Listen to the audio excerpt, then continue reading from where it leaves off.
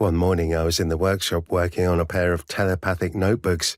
The idea was that writing in one notebook could make the words appear in the other, allowing communication across wide spaces. Only the wide spaces part was proving tricky. Oh, and the part where writing on one notebook made words form on the other. So, pretty much the whole thing. I wasn't ready to give up though. Ever since I had earned the initiate rank in artificery, Master Cooper had been sharing some of our more complex customer requests with me. This was what I'd always wanted, and it was through working on projects like these that I would earn the next rank in my profession, Adept. I was determined to finish the notebooks without asking for help. If I asked Cooper too many questions, he might think I wasn't ready for the tougher projects yet, that I couldn't handle the work that would really build my artificeric muscles. I needed to do this alone. Now, if only I could have a second to work in peace. An artificery workshop is a busy and dangerous place at the best of times. What with all the sharp saws, complex machinery, and the crystallized form of mana that we artificers use, which must be kept in a specially made weatherproofed storage shed. And the smells.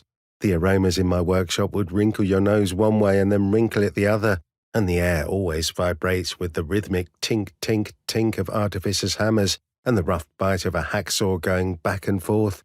I wouldn't recommend visiting me at work if you were looking for peace and quiet. Had a dozen huge wolfhounds, a cantankerous old man, a town crier with a never-ending appetite, and an initiate artificer, and you had the recipe for a hectic work environment. Not only did we have all of that going on, but Artificery Master Jack Cooper and Alchemy Master Janie Morgan had recently married.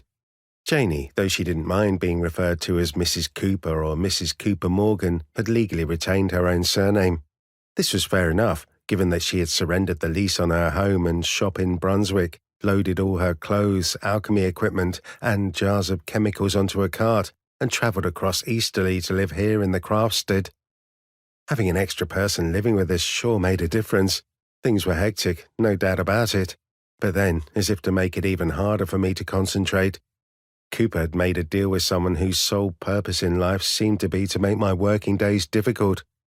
A knock at the door heralded the appearance of Phil Brownhill, who used to work as the head of house in Jace Porter's manor and had recently quit to start a business building model ships.